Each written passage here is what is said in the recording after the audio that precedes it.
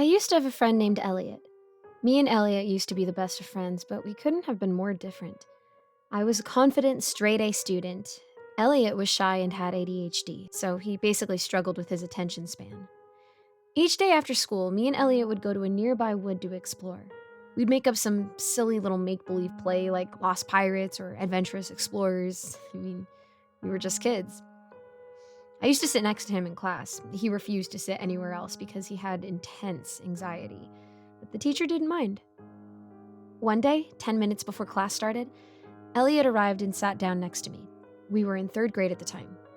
Usually, Elliot would ask me for the math homework or ask me to explain the German assignment to him, but usually he'd ask me for the math homework or to explain the German assignment to him.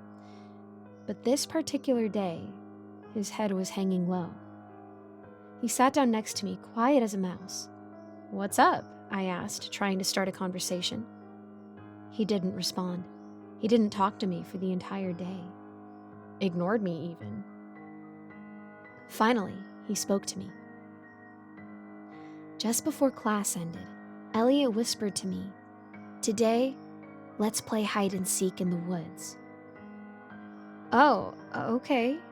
Why, though? Didn't you say you didn't like to play hide and seek in case you get lost? I asked, puzzled by his words. I want to now. School ended and we both headed towards the woods.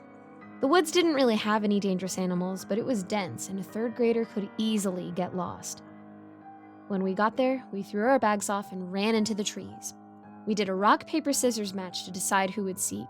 Elliot lost and became the seeker.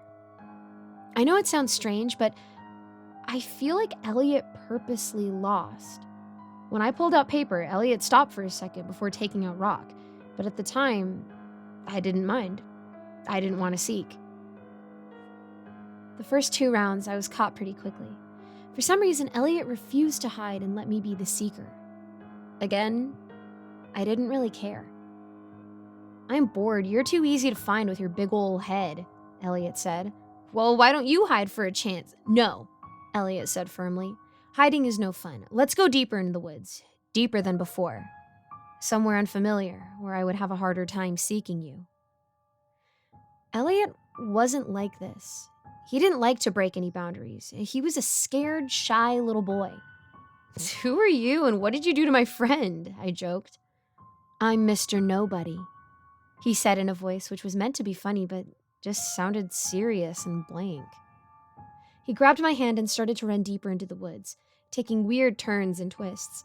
I yelled at him to stop. "How are we supposed to get out of this, you idiot?" "Relax," he said, stopping at a tree. I don't know why, but I felt like he was looking for this exact tree. It was the broadest and tallest there. "Go hide. Now." It was more of a demand than anything. He hit his face towards the tree and started to count backwards from 100. I ran in the direction we came in. If I was going to hide, it was going to be as close to home as it could be. I managed to retrace pretty much the entire route back and hid behind a boulder where I usually hid. Suddenly, I felt as though I couldn't trust Elliot. He was strange and cold and seemed to be very intent on going deeper, where if we get lost, we could barely find each other, let alone our way back home. It didn't feel like the sweet, shy Elliot I became friends with. I was glad I decided to hide close to home. I knew I was a long way from Elliot, but that's what made me feel safe. 5 minutes turned into 10. 10 turned into 15. Nearly an hour had passed. Elliot hadn't found me. I'm not sure if I was glad or not. Suddenly, I heard a distant yell calling my name. It was Elliot. I yelled back, again and again. About half an hour of screaming and yelling each other's names. And I found Elliot. He was covered in dirt and blood and was limping. One of the lens of his glasses had fallen out and the other was broken. He was crying, still calling my name. He jumped into my arms and sobbed. I started to cry as well. I put Elliot's arm around me and supported him out of the forest. I wasn't lost physically. I was lost mentally. Emotionally. We didn't talk about the incident for months. Elliot lost sight from his left eye. The doctors have no idea how. When I finally did ask Elliot about the incident, what he told me made my heart sink. "It wasn't me, it was you. You dragged me to that tree and told me to seek. You kept telling me you wanted to hide, but I know it wasn't you. You were not yourself." Apparently, we both were having some kind of hallucination. There was something that wanted us to get lost, and that something would have succeeded if I had done what it wanted and had gone deeper in. Since then, both Elliot and I have been having serious blackouts, not knowing what either of us have been doing for the past hour or so. It's like that thing is still trying to control us, control our life. I've moved out and now live in Canada, far from my hometown.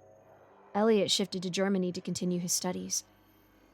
We still keep in contact. Every week or so, we talk about the incident, trying to figure out what was happening. And I think, in a way, that thing really did succeed. We've both never been so lost before.